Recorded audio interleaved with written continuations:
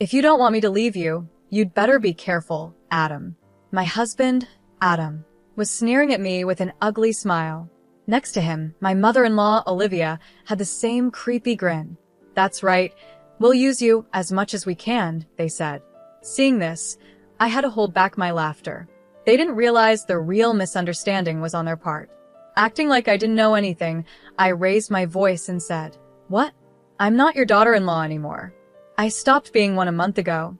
A little while later, lively voices echoed from the living room. Today, relatives had gathered to celebrate the completion of our new house. The guests invited by Adam and Olivia must have been shocked by the sudden turn of events.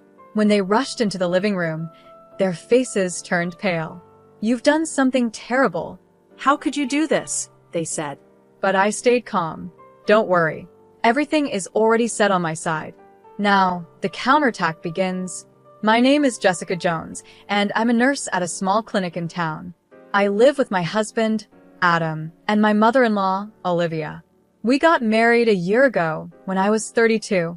At that time, I was working at a big hospital where I first met Adam, who was a patient there. He was in the hospital because of a broken bone. Adam seemed to fall in love with me at first sight and started chasing after me during his stay. "Jessica, I've never met anyone as kind and beautiful as you. Please think about having a serious relationship with me, with marriage in mind," he said. Even after he was discharged, Adam kept expressing his feelings for me. Eventually, his confident proposal, along with the fact that he worked at a big company, touched my heart. To be honest, I also really wanted to get married. It felt like the right time to settle down. Even though our relationship was brief, it was possible to move forward quickly as we were adults. However, my dad was a bit critical of my decision. "Hasn't it only been 4 months since you two met? Do you really need to rush into marriage? Are you sure there are no problems?" he asked. "There's no problem at all, Dad. You always worry too much," I replied. "You were raised in a single-parent household, so I understand why you're concerned," he said. I had lost my mother at a young age. When I was young, my father raised me on his own. He was often busy, and now he is on a work assignment out of state. Eventually, he gave his approval for my marriage, and we had a big wedding because the Jones family has many relatives. But soon, I realized that my happiness had peaked at that moment. My dad's worries had been right all along. When we got married, Adam suggested that we live with his mother. Adam's father had passed away a few years ago, and he was worried about leaving his mother alone. Since I was raised by a single parent, I understood how important it was to care for a parent. So I agreed. I knew living together could cause problems, but before the wedding, my mother-in-law seemed friendly and cheerful. Thinking things would work out, we chose a duplex apartment, hoping it would help us live separately, but close. But my expectations were too hopeful. Right after the wedding, Adam and his mother's personalities changed completely, and I found myself being treated like a servant. After we got married, I decided to change jobs to a clinic that didn't require night shifts, thinking it would be easier if I got pregnant. Knowing I had more time, my mother-in-law insisted I take on all the housework. Talking to Adam about it didn't help. He became focused on work and left everything at home to me. "Take care of my mother for me. I'm tired from work. Don't bother me with such small things," he'd say. "Small things? I'm really struggling here," I'd reply, but Adam didn't care. "The problem is you can't handle it well. Wives are supposed to manage these things smoothly. Why can't you?" he would always say. Adam, who used to be so caring before we got married, lost interest completely after. His change was deeply disappointing, and I felt drained. I never imagined I'd be in such a situation, but I couldn't bring myself to tell my dad. I didn't want to trouble him so soon after getting married. I tried to tell myself that Adam and Olivia were just stressed from the new living arrangement, but their behavior only got worse. Adam often went out drinking and rarely came home early. He started going on more business trips, spending even less time at home. But what bothered me most was that Olivia would use a spare key to enter our side of the apartment without asking, even when I wasn't home. She took my personal belongings without permission, not just jewelry and bags, but also clothes that didn't even fit her. One day, I found my expensive clothes stretched out and dumped on the floor. I almost cried, but I decided to confront her. "Please don't use my things without asking. Using the spare key to come into our place when I'm not here is an invasion of privacy, I said firmly. But Olivia ignored my complaint. What are you talking about? Moving between family members' rooms is natural. There's no such thing as privacy in a family, she said. At that moment, my frustration took over. Please apologize. This is completely unacceptable, I said, trying to stand my ground. Unacceptable? What an exaggeration. I'm a person too, and there are things I won't tolerate. If I have to, I'll call the police, I replied, my voice firm. Olivia's face twisted with anger, and she shouted back, "It doesn't matter. We're family after all." Enough already. I was stunned and didn't know what to say. When Adam got home, I told him what had happened, hoping he would understand. But he didn't. As he was about to head to the bathroom, he said coldly, "I thought you had some skills as a nurse, but you really are incompetent." Those words hit me hard. I felt like my world was falling apart. This was too much to handle. In that moment, I knew I had to get a divorce. I didn't want to worry my dad, but I began to think about how to bring it up and how to stand up to both Adam and Olivia. A few days later, Adam suddenly brought up the idea of buying a house. He was very excited about building a custom home to his taste, and I pretended to go along with it.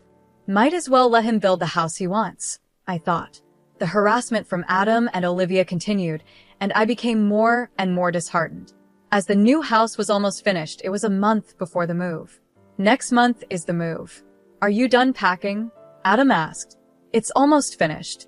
I've put away the clothes and dishes we don't use anymore," I replied, pointing to the stacked boxes in the corner of the room. Adam smiled widely. "Good for you. I'll take you to the new house too. Someone as useless as you can be grateful that you're going," he said. But by then, I had already made up my mind. "I'm not going with you." "Please, I want a divorce," I said, my voice calm but firm. "What?" he snapped, clearly not expecting this. "I'm done being a servant for you and your mother. I want a divorce," I repeated. The moment I said those words, Adam's face twisted with rage. He raised his hand, and before I knew it, I was on the floor from the force of his slap. "Don't get cocky. You're not a house servant or a wife anymore. You're a maid. Pay $300,000 to celebrate the new house maid," he yelled. I held my cheek where he had slapped me, looking up at him in shock. I couldn't believe how cruel and inhuman he had become. Adam raised his hand again, but this time, he also lifted his foot, ready to strike me further. His words were like knives, cutting me deeply as he mercilessly insulted me. I just put up with everything on the surface, but inside, I was planning my revenge. I wasn't satisfied with just getting a divorce anymore. Adam didn't notice me smirking as I crouched down. A month later, we moved into the new house. It was a custom-designed house that Adam had carefully planned. The house had a big bedroom with a single bed, a fitness room, a study, and a bedroom and hobby room for Olivia. But, of course, there was no room for me. Even a single stool in the kitchen was considered a luxury, as Adam had said. Adam was very proud of his work. Adam's attention to detail shines through. "How wonderful this house is. Your mother must be so happy to live here," he said, satisfied. "This makes me a proper adult now. I'm glad I could do this for my mother." I watched their shallow display of affection, but I kept a cold, distant look. I whispered softly, "Well, what a wonderful thing. I'm sure the relatives will be surprised by this." It was a small trap I had set. As I expected, Olivia immediately took the bait. "That's a great idea. Why don't we invite all the relatives to see this beautiful house? Let's have a party to celebrate the new house," she said eagerly. "Yes, let's do that. Maybe I'll boast to my uncle and cousins too," Adam added. Excited, the two of them contacted their relatives and began planning a big housewarming party. Olivia, who loved to show off, busily prepared for the event, using me to do most of the work. The first big event in the new duplex finally took place. About 15 people, mostly relatives from the Jones family, gathered. With so many people, the house was filled with lively chatter. Olivia dressed up stylishly to welcome the guests at the entrance, while Adam proudly showed off the house. As expected, the pair who loved to show off made sure everything was perfect. The interior was decorated with elegant touches, soft lighting, and houseplants, creating a pleasant atmosphere. The table, decorated with flowers and fruits, was set with fine Chinese ceramics. Classical music played in the background from Adam's home theater, where a screen displayed beautiful foreign landscapes. It was like a hobbyist's dream. Meanwhile, I was busy cooking in the kitchen. Adam's clueless relatives saw me working hard and commented, "Jessica, you're doing so well. Adam is lucky to have a wife as beautiful and hardworking as you." "That's not true," I replied, forcing a smile. Just then, Adam came over to me. "Come over here," he said, without explaining why. Okay," I answered, feeling uneasy. Even though I was still in the middle of cooking, he grabbed my arm and led me to another room. Soon Olivia followed, giving me a stern, cold look. "I saw you looking happy when my uncle praised you," Adam said. "That's not true," I replied. "Don't lie." "You were smiling," he said, looking down at me with a cold sneer. "If you don't want me to abandon you, be careful." Olivia, standing next to him, was laughing too. But I didn't let it bother me because I had a plan. I quietly glanced at the wall clock. It was almost time for my plan to begin. With a playful expression and tone, I said, "What? I'm not a daughter-in-law anymore. That ended a month ago." "What?" They both stared at me, shocked. I stood up confidently. "Do you remember what Adam said a month ago? That I'm no longer a wife, but just a maid? Olivia, you've been treating me like a maid too. So, you don't see me as a daughter-in-law either, right? What are you trying to say?" Olivia snapped. As I started speaking, the atmosphere shifted. Adam seemed thrown off and couldn't hide his confusion, while Olivia was still snorting beside him. "Yes, exactly," she said. "Since you're useless as a daughter-in-law, we treat you like a maid." While she said this, I could hear murmurs coming from the living room. My plan was starting to unfold. I secretly smiled. "That's right," I said. "I'm not a daughter-in-law anymore, and I'm not a maid either. I'm leaving this house." As soon as I said those words, the murmurs from the living room grew louder. Adam and Olivia noticed the noise and began to panic. "What's that sound? Is that my voice?" Adam asked. The two of them rushed into the living room, where the relatives were glued to the screen, watching a video. It was painful for me to watch, but it was necessary. The screen showed a moment where Adam was verbally abusing me and raising his hand to strike me. "What is this?" Adam shouted, his face turning pale. The relatives were all staring at him with stern, cold looks. Overwhelmed by their gazes, Adam trembled. I had secretly recorded that incident from a month ago, when he declared I was just a maid. I had been gathering evidence of my husband's abuse and my mother-in-law's bullying for a while. Of course, I needed it for the divorce, but my anger didn't stop there. I held on to these recordings as part of my plan for revenge, specifically for this day. During the housewarming party, I had set the video to play automatically. I knew it might inconvenience the relatives, but it was a necessary step. "Adam, what does this mean? How awful." "I couldn't endure such a thing," one of the relatives said. "This is," Adam stammered, his face pale, as he faced the cold stares of the relatives. He was unusually shaken. Seizing the moment, I slammed the papers I had been hiding onto the table. "There's no escape now. Please sign here." "We are getting a divorce," I said, presenting the divorce papers I had prepared for today. "I'm done being just a maid." "I want a divorce," I said firmly. "Divorce? This is no joke, just a typical marital issue," Adam replied. "Typical? Is it normal to abuse and hit your wife? That's not a marriage." "I'm sick of you," I said. As I spoke, I could see the relatives nodding in agreement. After watching the video, it was clear to everyone who was in the wrong.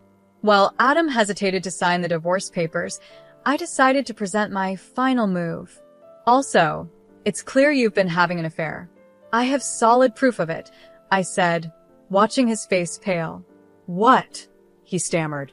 "I've always suspected something was off, especially with your earnings not increasing. So, I hired a detective agency to gather proof. It turns out your affair is with the daughter of a client CEO. This will definitely affect your career," I continued. I spread out the photos and documents on the table for everyone to see. The images showed Adam and the woman entering a hotel together. "Don't look. Please don't look," Adam shouted, frantically trying to cover up the evidence as he lunged forward. I could barely hold back my laughter at how desperate he looked. "I will be seeking a fair share of assets from both you and your partner.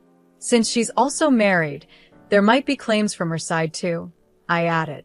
"It's not that's not right," Adam stammered, but he couldn't explain what he thought was wrong.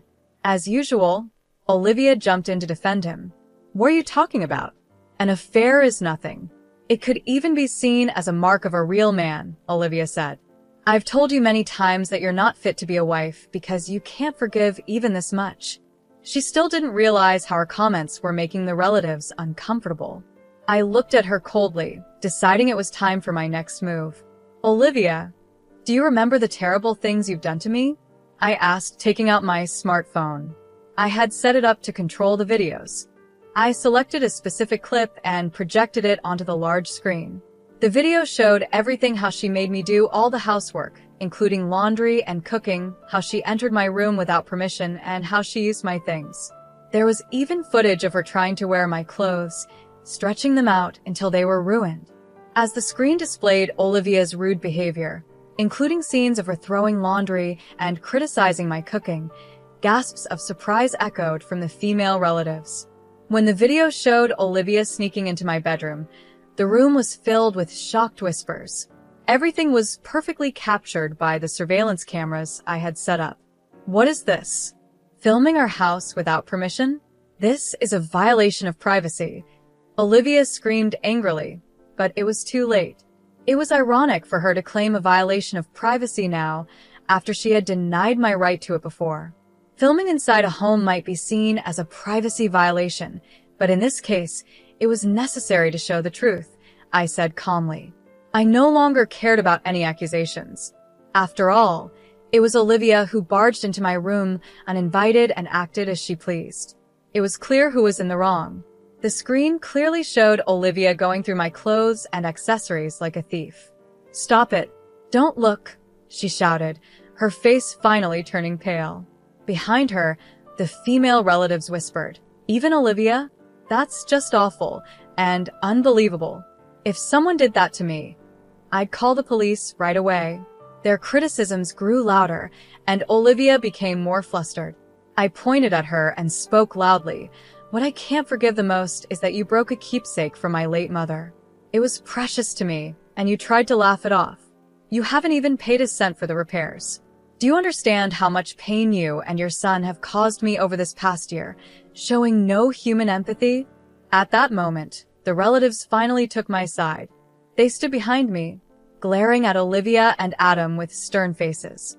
"Olivia, Adam, apologize to Jessica," one of them said firmly. "That's right. Don't you feel any shame for what you've done?" added another.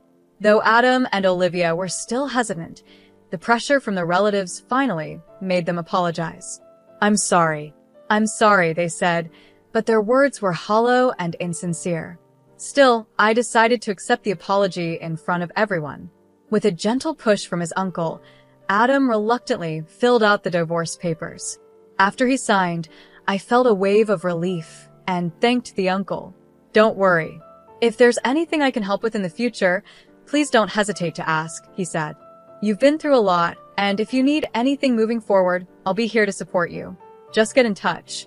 "Thank you," I said. To be honest, I had been worried because they were Adam's relatives, but in the end, they saw that his and Olivia's actions were not normal.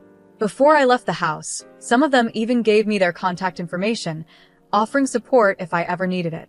After the relatives left, only a defeated-looking Adam and Olivia remained. I felt so much lighter. In the quiet that followed, Adam was the first to speak. "As expected, you've done something outrageous. How could you do this?" he said, his voice shaking with anger. Olivia, too, turned her surprise into anger, but their words no longer affected me. "This is what people mean when they say you reap what you sow," I said calmly. "I'm going to submit the divorce papers now. I'll also take my belongings soon. I won't allow that. Give me the divorce papers," Adam shouted, trying to grab the signed papers from me. But at that moment, someone stepped out from behind me, stopping him. "If you lay a hand on my daughter again," said the person, firmly standing in front of Adam, "I'll do the same to you," my father said as he quickly twisted Adam's arm behind his back. "Ouch! Ouch! Ouch! Dad!" Adam cried out. Right on time, my father appeared, and I moved to his side for safety. My dad, my only supporter, had been informed of my plan in advance. He had rushed over from his remote work location after hearing how I was going to stand up for myself today. No, it was just a small joke," Adam pleaded, trying to downplay everything. "There's no need to pretend anymore. I know everything the affair and what you've done to my daughter," my dad said firmly. When I found out, I was furious. "Ouch. It hurts." Adam cried out again as my dad's grip tightened. My father was much bigger than Adam. When he was younger, he kept fit with boxing and US football, and he still kept up with running and weight training. Adam, on the other hand, enjoyed watching movies and dining out, and he had gained some weight over time. He was no match for my dad. Being a single father who had raised me with care, my dad was even more determined to get justice than I was. He looked at Adam with a cold, serious expression. "About your affair partner," my dad continued. "She's actually the daughter of the president of my company." "What?" Adam stammered. "Then you work at TCH Company?" "That's right. I'm the executive vice president of TCH Company," my dad replied. Adam's face turned pale within seconds. "I've already reported this matter to the president," my father continued.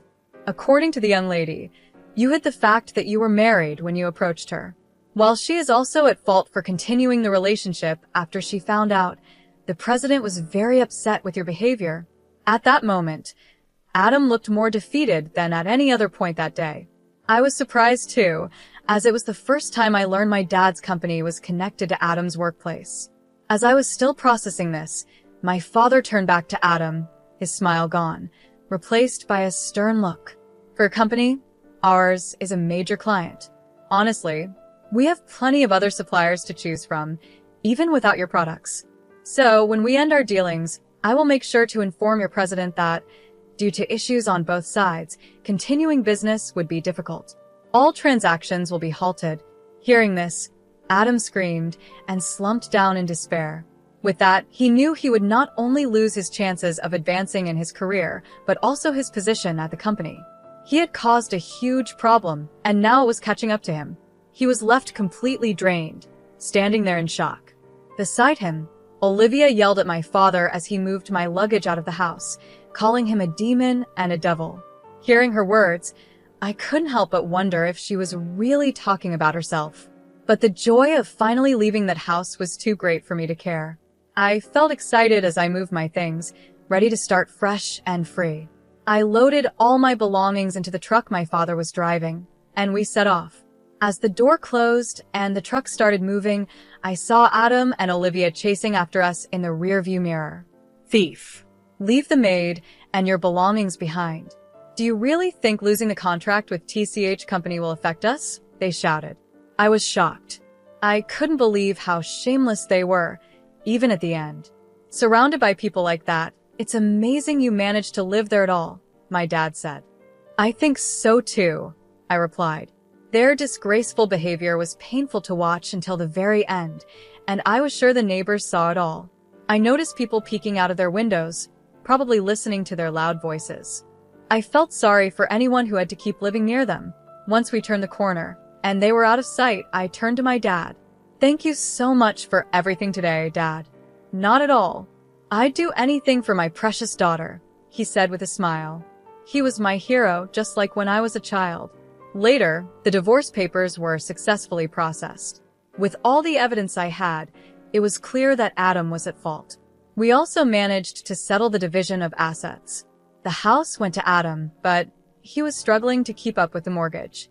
Originally, he had relied on my income as a nurse and chose only the most expensive materials for the house. That luxurious house, which looked so impressive, didn't match our real life. Both the title and the mortgage were in his name, so he was left dealing with the heavy monthly payments. His savings were quickly running out. I was truly relieved that we didn't take out a joint mortgage. Of course, Adam had to pay me my share of the property. But it wasn't just me, he was also being claimed by the spouse of his affair partner. The president of his company was making sure all payments were done on time to regain trust, so there were no delays. Adam's boss was keeping a close eye on the situation to make sure I was paid, too. At work, Adam was uncomfortable and stressed. He had been sidelined within the company, and it was clear he was in a difficult situation. How did it come to this? He must have wondered. But for someone who always liked to show off, it would be hard to endure his new reality for long. On top of that, the president's daughter, who was Adam's affair partner, also ended up getting a divorce. She was fired from the family company, TCH, where she had been working. I was also firm in demanding an apology from her. As the pampered daughter of a company president, she probably never realized her mistakes before. Now, she faces the harsh reality of life, and Adam faces the severe backlash of a world he once took lightly. Both of them are haunted every day by the huge amounts they have to pay. Meanwhile, Olivia has started down a path of self-destruction. Knowing her son was struggling financially, she took up a part-time job. But she made things worse by stealing from the supermarket where she worked. When the store's inventory didn't match, the manager checked the security cameras and caught Olivia secretly taking items. When questioned, she didn't show any regret. She even argued, "There's so much here, a little bit won't hurt. It's because you're so stingy that the store isn't doing well." It also came out that she had been reselling some of the stolen goods online. Her actions led to her arrest, and she became known in the community for all the wrong reasons. Even after being released, she continued to live in that house, but it was nothing like the fine home it used to be. The house, once built to impress, soon became run down due to a lack of care. Years later, I heard that people in the community called it the garbage house. For years after my divorce, I began to think about marriage again. Encouraged by a friend, I decided to remarry. I met a kind-hearted, gentle man who understood me and gave me the support I needed. When I introduced him to my father, he quickly gave his approval, and I felt relieved to start my new married life. Later, we were blessed with energetic twin boys, and our home became lively and full of joy. Raising twins was challenging, but the support of our parents was a huge help. My in-laws were warm, thoughtful people who always respected my opinions on parenting. After all the hardships I had gone through, I felt deeply grateful to have met such wonderful people. My father adored his grandchildren, and the way he smiled when playing with them was something I had never seen before. "Peekaboo. Look, it's Grandpa." "Oh, Dad, your face is so unguarded," I'd tease. "Really? Do you think so?" he'd say, trying to hide his smile. But it never lasted long, and he quickly returned to his gentle, doting expression, fully embracing his role as a loving grandfather. Seeing him so happy made my heart overflow with joy. Beside me, my husband smiled warmly and leaned in close. "Thank you for giving me such wonderful children. Let's keep building our happiness together." "Yes, thank you so much," I replied. Moving forward, I'm committed to creating a loving, warm family. Together with my beloved family, I look forward to building a new life filled with joy and happiness.